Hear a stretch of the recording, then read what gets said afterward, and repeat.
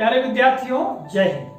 विद्यार्थियों, आज के इस कालखंड में हम आपकी नवोदय विद्यालय प्रवेश परीक्षा की तैयारी के लिए गणित खंड के अंतर्गत एक ऐसे प्रश्न को हमने लिया है जिसमें समीकरण तैयार करके और उस समीकरण को हल करके हम उत्तर प्राप्त करते हैं। देखिएगा, हमारे बहुत सारे विद्यार्थियों को समीकरण बनाना और फिर उसे हल करना काफी कठिन लगता है, किंतु आज के इस कालखंड में हम इस तरीके से आपको बताएंगे, समझाएंगे कि आपको सरल लगने लगेगा। देखिएगा, प्रश्न हमने यहाँ पर लिया है, मैं पढ़कर बताता हूँ आपको कि धानु ने अपने पास के धन का 5/8 भाग खर्च कर दिया। यदि उसके पास अंत में 45 रुपये बचते हैं तो उसके पास कुल कितनी राशि थी। ये प्रश्न हमने आपको पढ़कर बताया। महत्वपूर्ण बात यह है कि जब आपको गणित के किसी प्रश्न को हल करना हो तो उस प्रश्न को भली भांति और समझते हुए पढ़ लेना चाहिए। यदि आप प्रश्न को अच्छी तरह से समझ गए तो बहुत कम समय में उसे आप हल कर सकते हैं। देखिएगा, धानु नाम का एक लड़का है, उसके पास में जो धन था, धन का मतलब रुपया पैसा, ठीक है, तो उस रुपये पैसे का उसने 5/8 भाग, यानी जितना भी रुपया उसके पास में था उसका 5/8 भाग उसने खर्चा कर लिया, ठीक है। और उसके पास जब आखिर में जो पैसे बचे वो कितने बचे? 45 रुपये। 45 रुपये उसके पास बचे, तो प्रश्न ये पूछ रहा है कि उसके पास कुल कितनी राशि थी शुरुआत में जब उसने खर्च नहीं किया था। तो हमको उस राशि को ज्ञात करना है, कुल कितनी राशि उसके पास में थी, ठीक है। और इसके लिए देखिएगा 4 विकल्प दिए गए हैं, 125 रुपए, ब 140 रुपए, स 120 रुपए और द है 150 रुपए। अब देखिएगा बच्चों, इस प्रश्न को जब हम हल करेंगे तो हल किस तरीके से करना है, हम सबसे पहले लिख लें कि उसमें क्या क्या दिया गया है या जान लें कि क्या क्या दिया गया है। सबसे पहली बात तो दी गई है कि धानु के पास में जो धन था उस धन का 5/8 भाग खर्चा कर दिया। कितना भाग खर्चा किया वो भाग दिया है, कितने रुपए बचे वो दिया है, किंतु हमको कुल राशि नहीं दी गई है। यदि कुल राशि दी गई होती तो हम 45 रुपए घटा देते और कुल खर्च किया हुआ निकल आता है ना, परंतु यहां पर जो कुल खर्च किया वो भाग दिया हुआ, हिस्सा दिया हुआ है और बची राशि दी गई है और पूछ रहा है कि कितनी राशि उसके पास में थी। आपने अक्सर देखा होगा कि बहुत सारे गुरुजी लोग आपको जब समझाते हैं गणित में तो वो कहते हैं कि भाई धानु के पास में माना कि x राशि थी और x बता करके ही आपको समझाते हैं। अब देखिएगा, ऐसा करते क्यों हैं, मैं आपको स्वयं भी इस तरह से बताता हूं। हल लिखेंगे हम और लिख लेते हैं यहां पर, माना कि धानु के पास x धनराशि थी। यहां देखिएगा हमने x मान लिया है। आप इसके स्थान पर, ये तो ज्ञात है नहीं है, तो आप चाहे तो क्वेश्चन मार्क भी रख सकते हैं। क्वेश्चन मार्क का मतलब ये होता है कि ज्ञात नहीं है, ज्ञात करना है, ठीक है। सुविधा की दृष्टि से गणित में अक्सर जो अज्ञात राशि होती है उसके लिए हम कोई एक चर राशि को मान लेते हैं। इसको हम चर क्यों कहते हैं? क्योंकि इसका मान ज्ञात नहीं है, इसका कोई भी मान हो सकता है, यानी चर का मतलब चला मान से है, यानी इसका मान कुछ भी हो सकता है।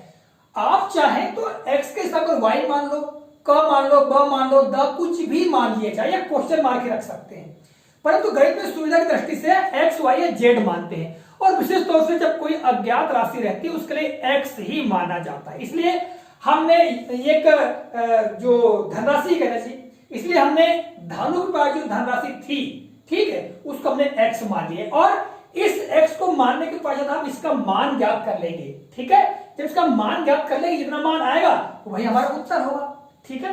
चलिए इसको हल करते हैं, किंतु हल करने के पहले जो जो दिया है उसको भी लिख लेते हैं। धानु ने 5/8 भाग क्या किया, या हम ये लिख सकते हैं धानु ने खर्च किया। कितना किया?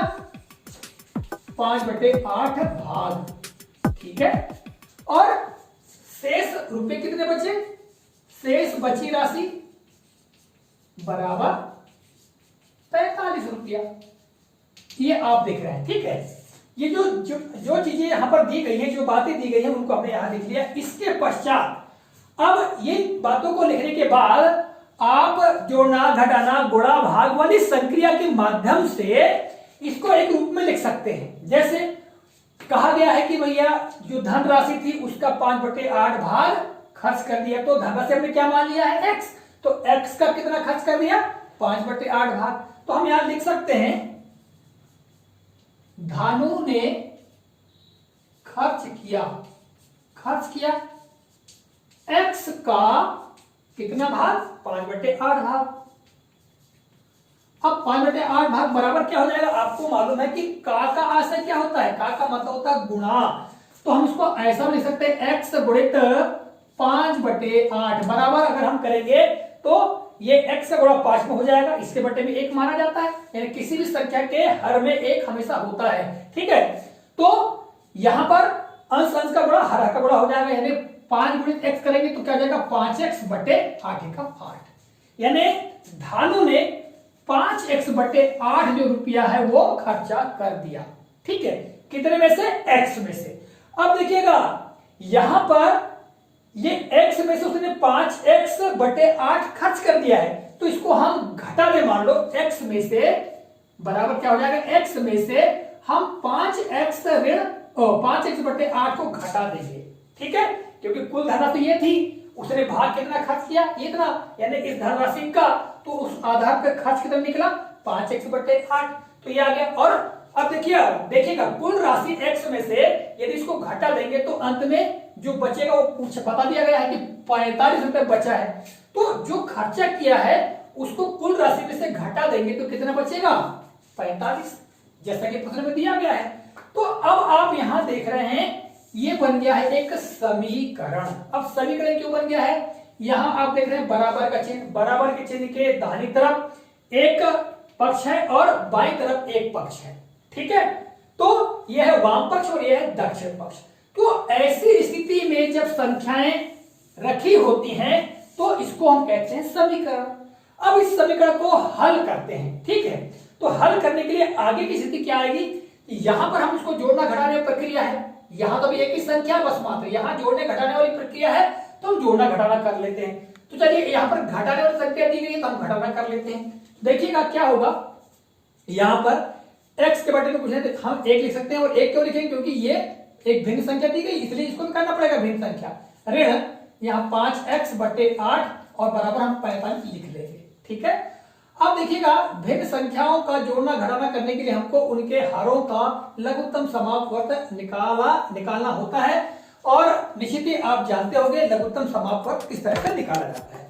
तो इनके दोनों का लघुत्तम समापवर्त निकालेंगे तो 8 निकलेगा, या किसी अन्य कालखंड में हम आपको जरूर बता देंगे, आप कमेंट करके बताइएगा कि वाकई आपको बनता है या नहीं बनता है। तो देखिएगा अब इसके अंश का इसमें भाग देंगे, एक बार जाएगा है ना, भागफल 1 आएगा और 1 का गुणा इसके अंश में करेंगे तो 5x, और ये ऋण लगा देंगे यहाँ पर, फिर इसके हर का भाग देंगे यहाँ तो 1 अट्ठे 8, और ये भागफल जो 8 आएगा उसका गुणा इसके अंश में कर देंगे, क्या जाएगा 8x बराबर ये जाएगा 45, ठीक है।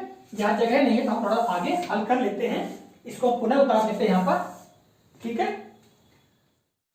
अब ऊपर अंश में जो दिया गया है तो संख्या दी उसको घटा लो, 8x में से 5x घट जाएगा क्योंकि समान संख्या है, x है ना, तो ये समान संख्या तो घट जाएंगे, तो 8 में से 5 कितना बचा 3, और ये x बटे में आ जाएगा 8 बराबर 45।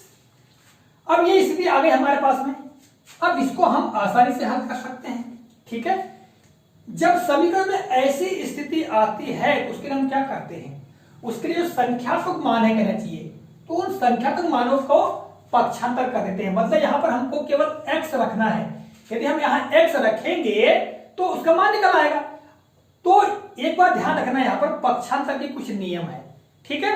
पक्षांतर नियम यह है कि ये इस x के साथ में, यानी जो चर राशि उसके साथ में कोई संख्या यदि भाग के रूप में दी गई, जैसे यहां पर 8 भाग के रूप में है, तो इसका पक्षांतर करेंगे तो दूसरे पक्ष में ये इस संख्या के साथ में, दूसरे पक्ष की संख्या के साथ में गुणा के रूप में हो जाएगी वो। यदि इस चर राशि यानी जो इसका मान ज्ञात करना उस में कोई संख्या गुणा के रूप में, जैसे यहाँ पर 3 गुणा के रूप में है, तो उधर जाके वो भाग के रूप में हो जाएगा।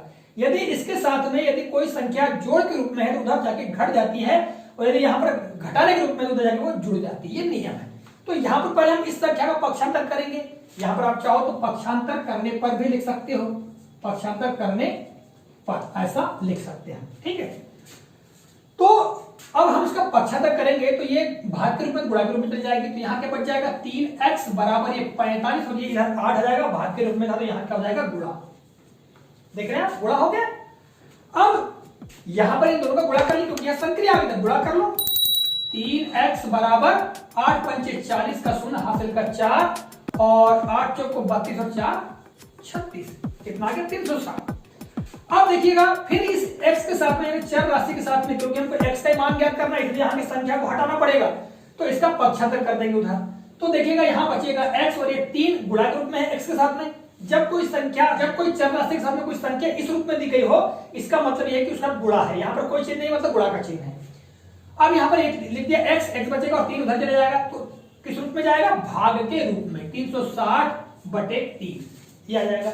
अब आप भाग दे दीजिए x बराबर 3 एकम 3, 3 दूनी 6 और ये 3 शून्य 0, इस तरह कितना आ गया 120। तो x बराबर क्या जाएगा 120। देखिएगा जो राशि हमने माने थे, धानु ने x राशि उस वक्त मालूम थी, तो x का मान निकल आया यहां 120, अर्थात धानु के पास प्रारंभ में 120 रुपये थे और 120 रुपये का उनने 5/8 भाग खर्च कर दिया, तब उसके बाद अंत में 45 रुपये बचे थे। ठीक है, तो हमारा उत्तर क्या होगा स, ये उत्तर हमारा सही होगा। अब थोड़ा इसकी जांच भी कर ले। देखिएगा हम जांच भी आपको बता देते हैं। जैसे यहां पर 120 रुपये आ गया, अब 120 रुपये का 5/8 भाग खर्चा कर दिया, यानी 120 का 5/8 भाग खर्चा किया है। का मतलब क्या होता है गुणा होता है, 120 गुणित 5/8। ठीक है, आप चाहो तो यहां पर काट भी सकते हैं, ठीक है, या इसका गुणा 5 और 120 का गुणा कर दे, फिर 8 का भाग दे दे, ऐसा भी कर सकते। तो 8 एकम 8 बच गया 4 और 8 पंचे 40, कितने बार कटा 15 बार कटा। अब 15 गुणित आ जाएगा 5 बराबर 15 पर 75। तो 75 रुपए उसने क्या कर दिया खर्चा, और अंत में कितना बचा पास में 45। तो जो खर्चा किया 75 रुपया, उसमें ये 45 जुड़ जाएगा, तब ये 120 रुपया कुल आ जाएगा। तो इस तरह से हमारे उत्तर की जांच भी हो सकती है। विद्यार्थियों, अभी आपको समझाने में यहां काफी टाइम लगा है, काफी वक्त लगा है, किंतु आप बार बार इस तरह के प्रश्नों को हल करने का प्रयास करेंगे तो आप ज्यादा ज्यादा आधे मिनट 1 मिनट के अंदर इस प्रश्न को हल कर लेंगे। इसमें आवश्यकता होती है अभ्यास की। ठीक है, देखिएगा इस प्रश्न में मान लो यहाँ नाम बदल सकता है, ये जो भाग दिया है वो भाग बदल सकता है, अंत में बचे रुपए बदल सकते हैं। ठीक है, तो इस प्रकार के प्रश्नों को हम इस तरह से हल कर सकते हैं और समीकरण को भी आसानी से बना सकते हैं। प्यारे विद्यार्थियों, आशा करता हूं आज की जो जानकारी है, आज का जो वीडियो है, आपको काफी रोचक और ज्ञानवर्धक लगा होगा। मिलते हैं अगले कालखंड में किसी नए प्रकरण नई जानकारी के साथ। तब तक के नमस्कार, जय हिंद, वंदे मातरम।